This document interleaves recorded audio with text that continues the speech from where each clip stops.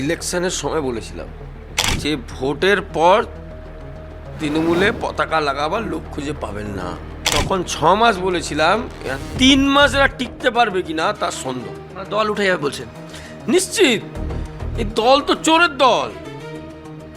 এই দলের কি আইন আছে আপনি আমায় বোঝান না। প্রাক্তন আমলারা নবান্নে তাদের সইও জাল হয়েছে কিনা এই নিয়ে কিন্তু প্রশ্ন উঠে গেছে। জাল সই না নেতারাই জাল, সেটা আগে ভাবতে হবে। কালসাপ পুষেছিলেন নাকি? সঠিক তো, এটাই তো ওনার চরিত্র, এটাই উনি শিক্ষা দিয়েছে। যা শিক্ষা দিয়েছে তাই পাচ্ছেন। বিরোধী নেতাকে দেখলে ইট চালাও, বিরোধী নেতাদের ঢুকতে দিও না, পাড়া খালি করে দাও, পোস্ট পল ভায়োলেন্স। নতুন কি আছে? আজ ভারতীয় জনতা পার্টি ক্ষমতায় আছে বলে তৃণমূলের নেতারা বাড়িতে থাকতে পারছে। দেখুন, বিধানসভা নির্বাচন শেষ হয়েছে পশ্চিমবঙ্গে, বাংলায়, আমার আপনার বাংলায়, সোনার বাংলায় প্রথমবার বিজেপি সরকার এসছে। প্রচুর মানুষের, সব মানুষের প্রচুর প্রত্যাশা।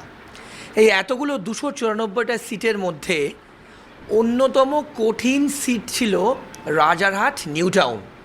রাজারহাট নিউ টাউন কেন কঠিন সিট ছিল? কারণ সেখানকার যিনি বিধায়ক ছিলেন আগে, তাপস চট্টোপাধ্যায়, তাকে হারানো অনেকে বলতো খুব ডিফিকাল্ট, খুব চ্যালেঞ্জিং, কারণ তার অনেক কাজ আছে এবং অনেক কাজ তিনি করেছেন আগে, এবং তার আগে বাম জামানা। কিন্তু এই রাজারহাট নিউ টাউনেও কিন্তু পদ্ম ফুটেছে, আপনারা প্রত্যেকে জানেন। যদিও হার্ড এবং খুব টাফ কন্টেস্টেড সিট, বাট তার ভেতর থেকেও যিনি এই সিটে জিতেছেন, অর্থাৎ তাপস চট্টোপাধ্যায়কে হারিয়ে বিধায়ক হয়েছেন, তার সঙ্গে আজ আমরা কথা বলবো আমাদের আজকের পর্বের এপিসোডে। আপনাদের সঙ্গে পরিচয় করিয়ে দেবো। আমার বাদিকে বসে আছে রাজারহাট নিউ টাউনের বিধায়ক এমএলএ পীযূষ কানোরিয়া। পীযূষদা, অনেক অনেক অনেক শুভেচ্ছা আপনাকে।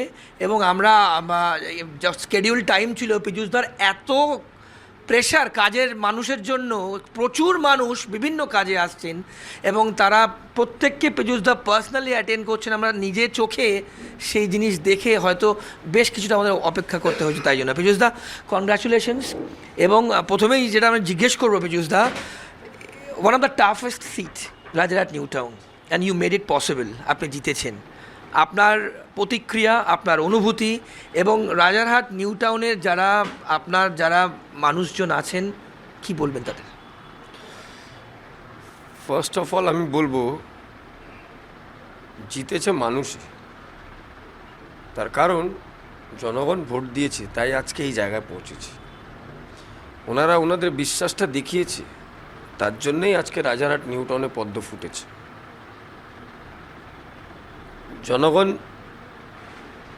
সারা রাজারহাট নিউ টাউনে, শহরের ভিতরে এক নতুন শহর, ওই শহরের ভিতরে মানুষ কান্না করেও রাস্তা বানাতে পারেনি, মানুষ কান্না করেও আলো পায়নি, মানুষ নিজের বাড়িতে অসুস্থ মা বাবাকে হসপিটালে নিয়ে গিয়ে চিকিৎসা পায়নি। এখান থেকে ছুটে যেতে হচ্ছে আরজিকর পিজি, সেখানে গিয়েও বেড পাচ্ছে না, চিকিৎসা পাচ্ছে না। মানুষ বৃষ্টিতে বাড়ি থেকে বেরোবার সময় জল জমাট সমস্যাতে হপ্তার পর হপ্তা বাড়ি থেকে বেরোতে পারছিলেন না। আজ শহরের ভিতরে এক নতুন শহরটা কি এরম হবে? আপনি এক্ষুনি বলছিলেন অনেক সিনিয়র লিডার, হেভি ওয়েট। কেরম ওয়েট এটা, যে মানুষের ভোটে জিতে মানুষের কাজ করতে ভুলে যায়।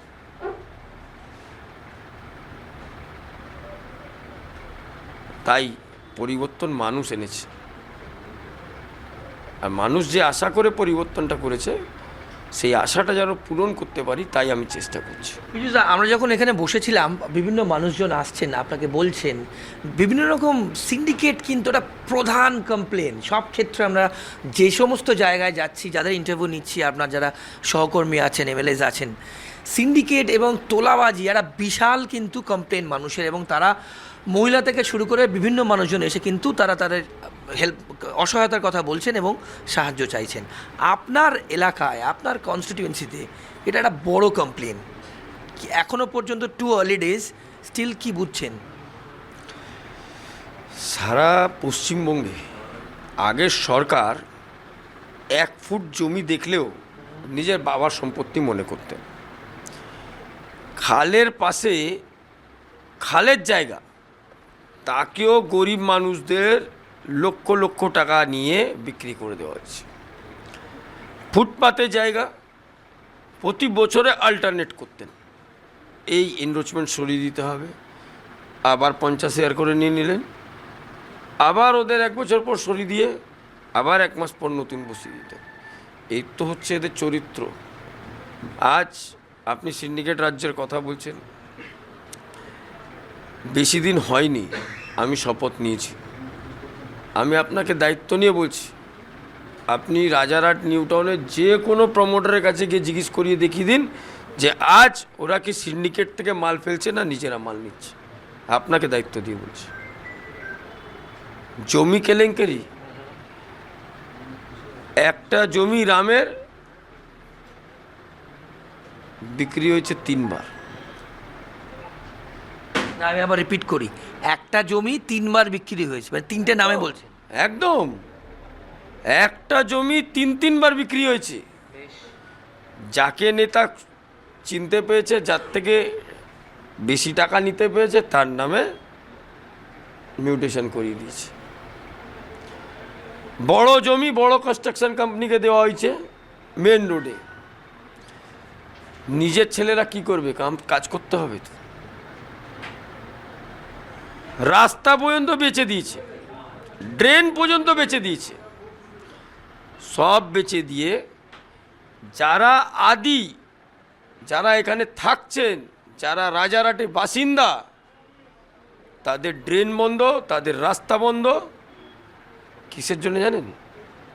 কাউন্সিলররা যেন ওই বাড়িগুলো খালি হওয়ার পর প্রমোটিংটা করতে পারে। আমি নিজে অন্তত 3খানা সাইডে গেছি। একটা সাইড করতে গিয়ে না করে 1000 থেকে 1200 বাড়ির ড্রেনেজ বন্ধ, 4খানা রাস্তা বন্ধ। মানুষ আসা যাওয়া করতে পারবেন না। বাড়িতে বেরোতে গেলে জুতো হাতে নিয়ে বেরোতে হচ্ছে, কলে যাচ্ছে, পা ধুচ্ছে, আবার জুতো পরে অফিসে যাচ্ছে। রাত্রিবেলা ফেরার সময় ওই জুতো পরার জন্যে আবার হাতে জুতো নিয়ে ঢুকছে, বাথরুমে যাচ্ছে, পা ধুচ্ছে, গামছা দিয়ে মুছে, তারপর বিছানায় উঠছে। এই অবস্থা। মানে এটা পুরো নেক্সাস আপনি বলছেন? এক্স্যাক্টলি। ওই যে নিজেকে রবিনহুড বলতেন না, এই হচ্ছে রবিনহুড।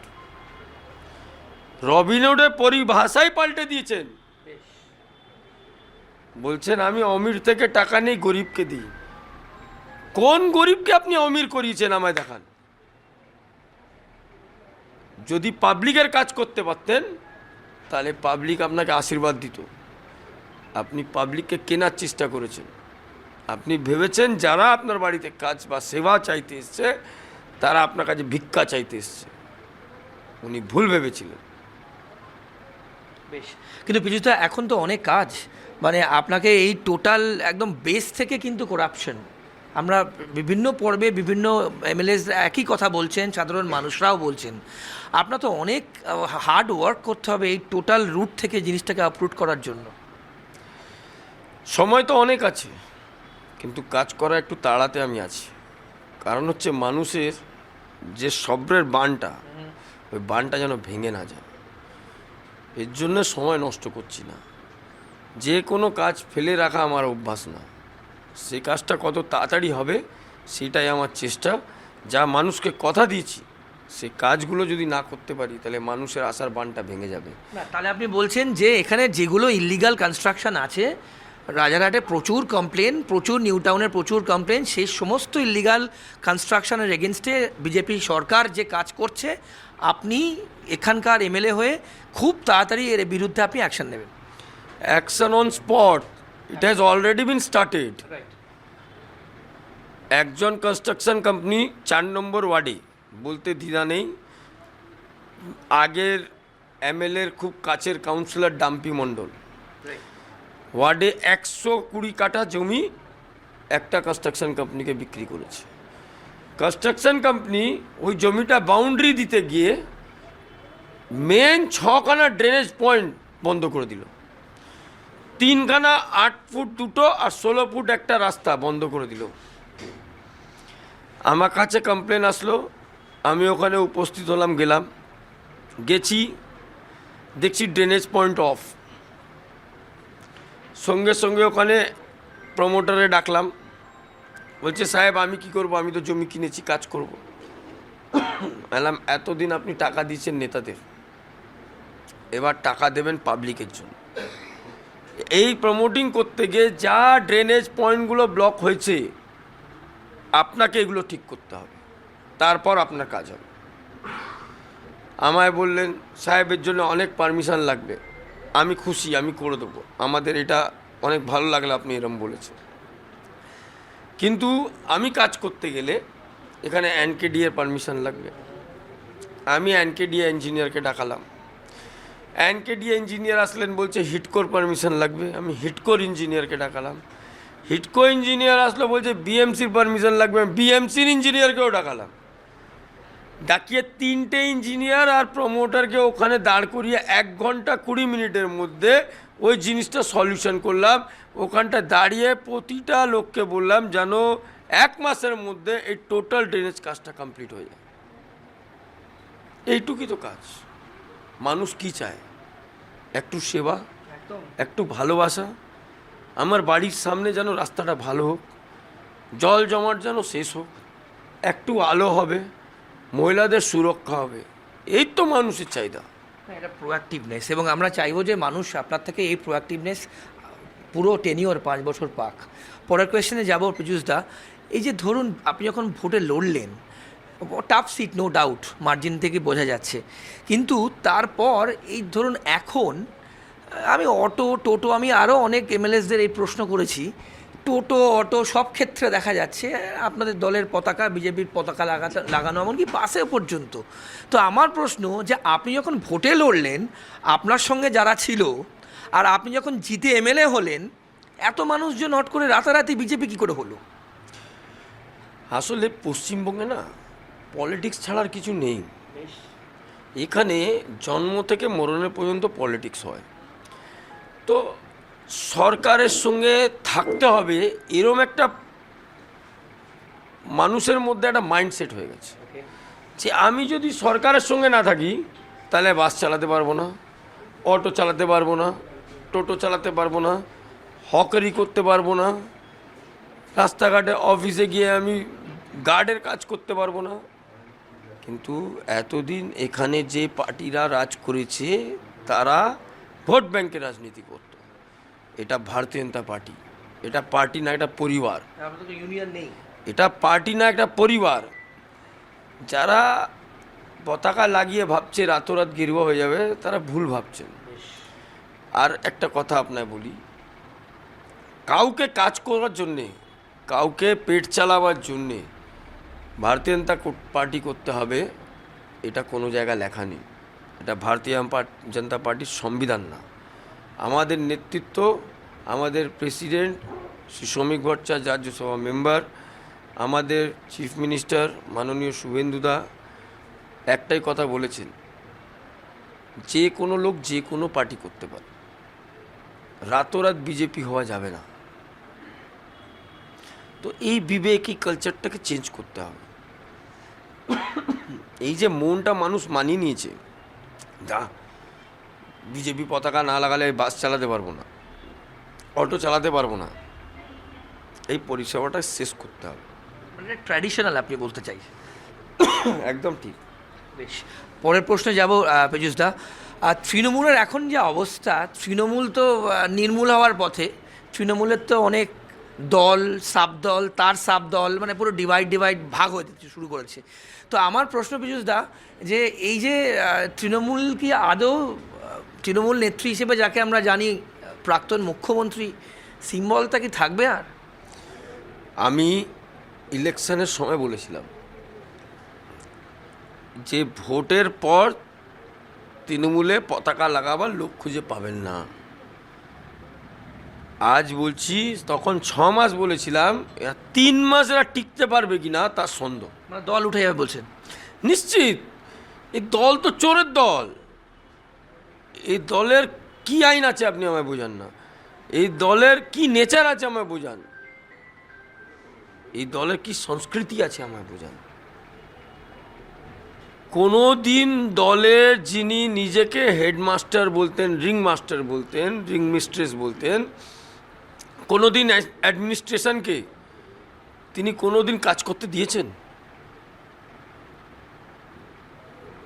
কোনো দিন কোনো অ্যাডমিনিস্ট্রেটিভ পাওয়ারকে উনি কোনো কাজ করতে দেননি।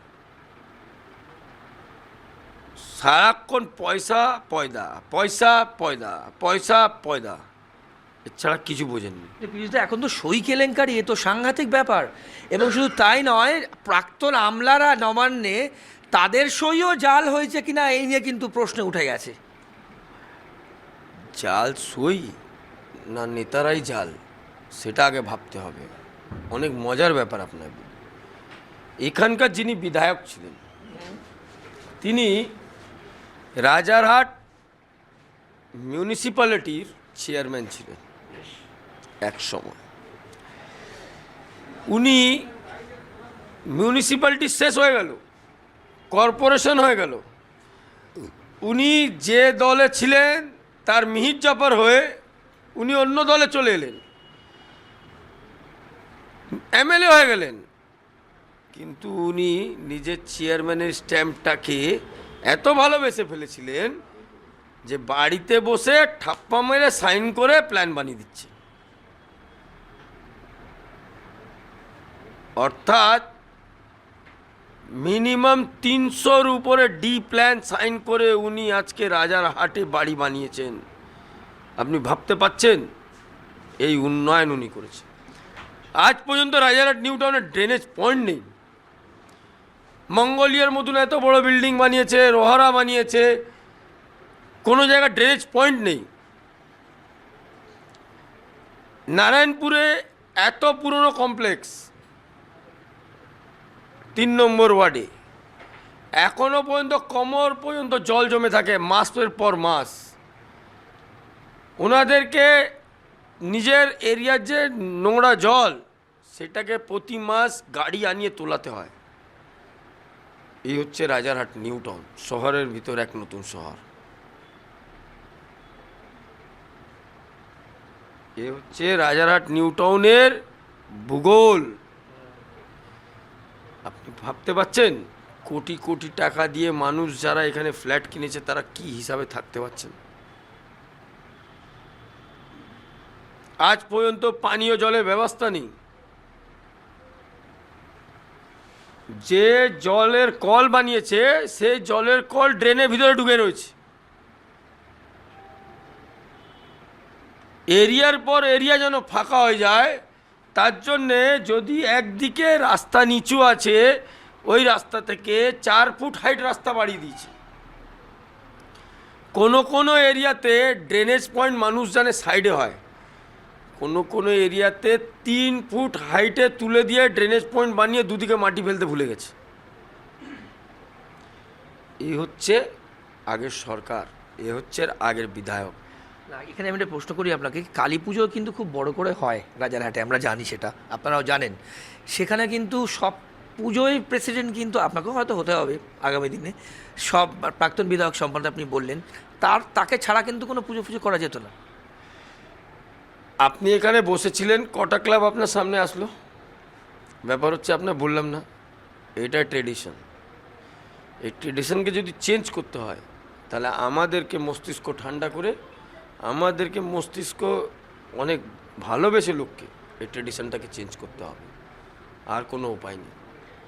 এবার ট্রিকি কোয়েশ্চেন করবে পীযূষদা, আপনাকে যারা ভোট দেয়নি, যেহেতু এটা খুব ক্লোজলি কন্টেস্টেড হয়েছে, তাদেরও এমএলএ আপনি, একদম। আর যারা আপনাকে ভোট দিয়েছে, সমর্থন করেছে, পরিবর্তন এনেছেন, তাদের এমএলএ আপনি যারা ভোট দেয়নি আর যারা ভোট দিয়েছে, কোনো বেঞ্চমার্ক রাখবেন?